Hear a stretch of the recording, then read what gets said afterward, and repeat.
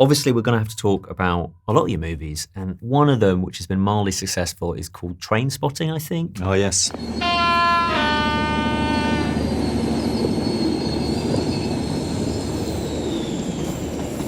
Now what? So good, you made another one. we talked about it when that second one came out, but you must have felt, pulling off the miracle the first time must have felt amazing, but to do it twice, you must have been like, I mean, we got away with it. It's like so much pressure. Like the first one is obviously, I mean, what was wonderful about making that is there were, although we'd had a bit of a hit with Shallow Grave before it. It's not every day I find a story in my own flat. It's not a story, Alex, it's a corpse.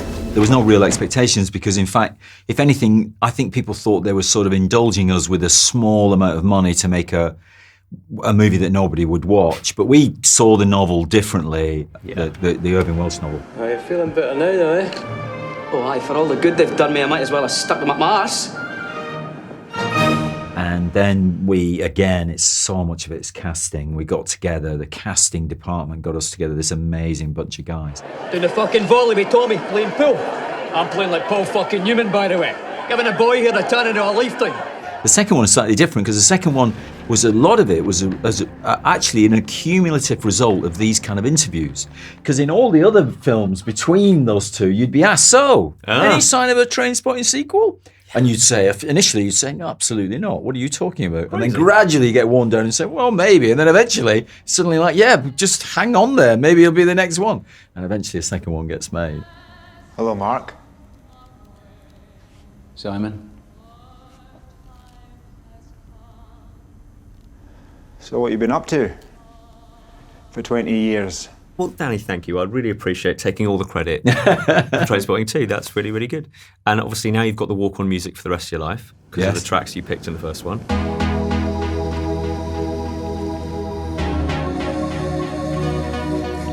Like, whenever you're at any award ceremony, I'm sure they go, should we go for Born Slipping? I think, yes, Born Slipping or Lust for Life. It's usually like, which should we go for? Yeah, I know. Choose life, choose a job, choose a career, choose a family, choose a fucking big television, choose washing machines, cars, compact disc players and electrical tin openers. But genuinely, the music in that one is like carved out people's taste in music for years to come.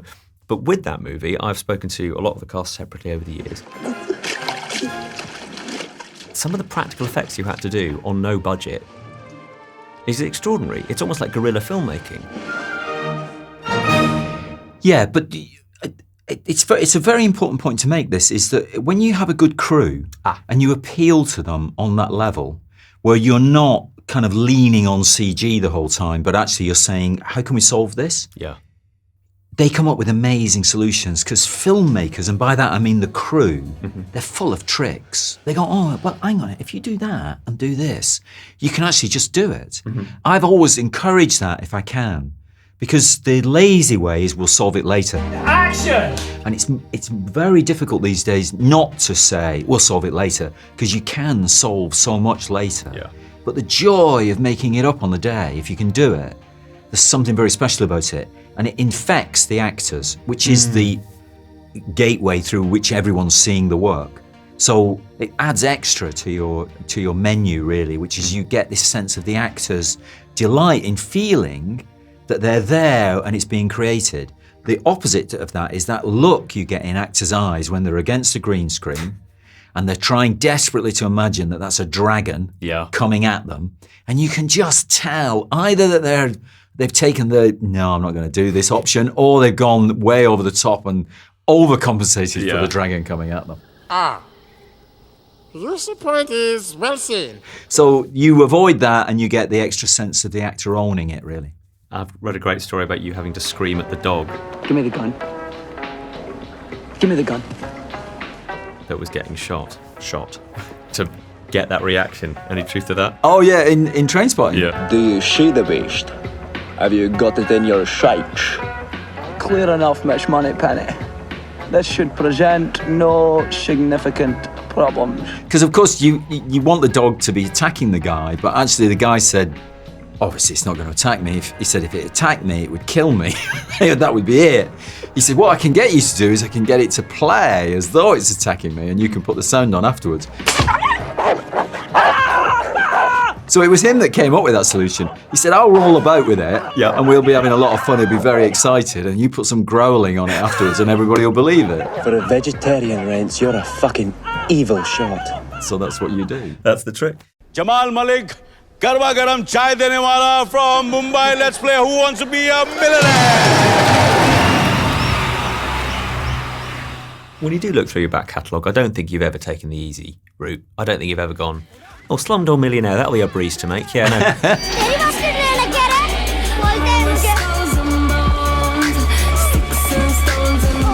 Yeah, I'm sure. Yeah, well, India, of course, yes, naturally, and then the trains, yes, that'll be totally not a problem. Yeah, but you're not living on the streets. You know, you kind of get put up in hotels, even when you haven't got much of a budget. You're still looked after, and you don't have to walk there. You know, they get you a train or a plane.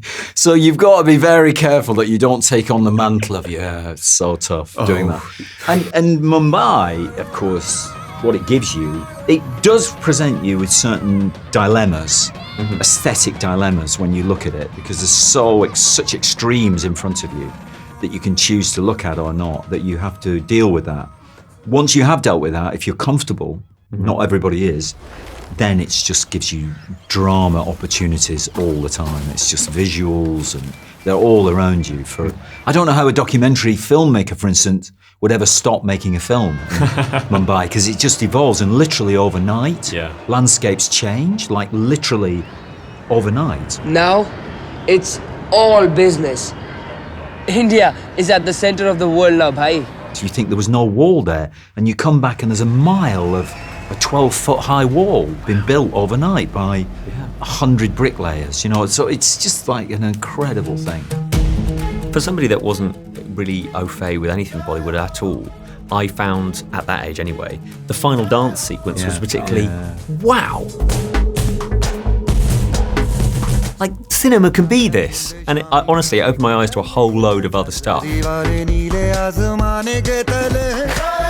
take pride in, like, your movies inspiring other people to go and watch stuff? Because eclectic is a good word. Yeah, and everybody loves a bit of dancing. If you can pull it off, you know, it's like, it's so, I wish there was more dancing, really. Not much room for that in 127 Hours or The Beach or anything like that. No. Although we did have the best sequence in The Beach we cut, actually, which is, we did have a drumming sequence in that where they all kind of get together for a meal and have this big drum sequence. But we cut it, you know. So these things happen, don't they? Yeah. Until a month ago, you were a complete failure. And then somehow you became the biggest star in the world. I want to jump to yesterday. I want to give it the credit and time it deserves. This is a movie that seems like on paper shouldn't exist. It's like, so we're going to take the Beatles, and you'd think the Beatles would say no. But from what I gather, it was a relatively simple, okay. Yes, and I think, it's interesting you say it like that, because I think that's their contrary nature. They go, rather than a biopic, which all the other bands will go for a biopic, they go, no, let's have one then that's the complete opposite of as though we've been erased. Oh, I believe in yesterday. When did you write that? I didn't write it. Paul McCartney wrote it, the Beatles. Who? If you think about their sense of humour, that's absolutely spot on for their sense of humour. Now shut up! Shut up, Jimmy! I've had enough of it! I can't stand it anymore! I'm getting off! Don't get historical! And they would do it like that. That's why they're the Beatles, of course, and not just any band. Yesterday. It's one of the greatest songs ever written. Well, it's not Coldplay. It's not Fix You. They obviously read the script before they approved it, but were there any jokes or moments that anybody at Apple went, could we just maybe not do that? No, they don't do that, really, because that puts them in a different position then, and then you don't want to be selling the film saying that they'd objected to this or they'd objected to that. So it's sanctioned by them, but not recommended by them. I understand. And also that allows them, if it's shite, that allows them to go, we knew all along it'd be shite. And again, the sense of humour is a good defence mechanism there, you know. Yeah, I've always had that. I've got to talk about Ed Sheeran. Hello, Mr. Sheeran. Love your work, man, especially the rapping. Oh, really? No, only kidding. Leave it to the brothers. That'd be my advice. There's loads to talk about in the movie, but Ed Sheeran, when his phone goes off and it's Shape of You, it's so pleasing. It is, isn't it? To send him up, he's very good at it. Like, he's very good at it, but the way you send him up is just spot on. And that Hey Dude stuff. It's very good. That's a great gag, isn't it? By Richie. I do have a suggestion. Hey, dude, are you sure? Hey, dude. He's right. That's better. The ringtone on his phone is, the editor put that on. So I knew it! John Harris, the editor. So I came in one morning to the editing room. He said, what do you think of this? And he was like nervous. He thought, we'll never get away with this. And I don't think Ed Sheeran's seen that bit yet, actually. I'm right honest, so he might have a surprise at the premiere. He might storm out, but it is very funny. He's got a great sense of humour. He does. He really does. Hi. Hi. So we had to cast some, ridiculous pop star. Can I come in? To play a ridiculous pop star, and who should pop into my mind but Chris Martin. Which is 100% true. A film based on me, and he wanted Chris Martin to play the music. You look like Ed Sheeran, I hope he can keep that forevermore, because it's like, it's such a good thing in a person, when they achieve the impossible, which is what he's done, when you see him playing in front of these crowds. And then he's also got the same laddish sense of humour. You think, oh, good on you, mate. Danny, thank you so much. A real pleasure. Thank you. That was very nice. Thanks for watching. If you like that, then do watch these videos, or you can listen to my podcast called Radio 1 Screen Time. Oh, and do not forget to hit that subscribe button. You can now get more Radio 1 in your life by downloading the BBC Sounds app or the BBC iPlayer app. Search for full-length versions of these interviews by typing in Movies with Ali Plumb.